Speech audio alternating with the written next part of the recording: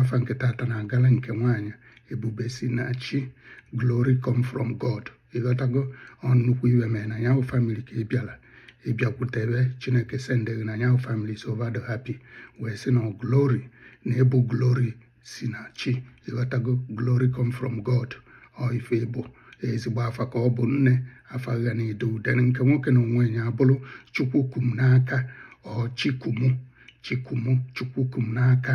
Ịghọtago maka ndị ilo ibe a na-emekwa n'ibe a bụ nne na nna gị na-agbara ndị ilo ọnya ka eji wee were gị. Ịghọtago dedication ka eme gị to Chineke. Ịghọtago na Chineke ya na-eku n'aka ịbụ nwa Chineke in other words.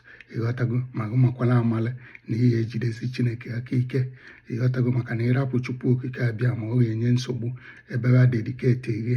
Ịghọtago ba chọrọ ka o nwee ibe ma ego ya ka eji wee were gị nye Chineke.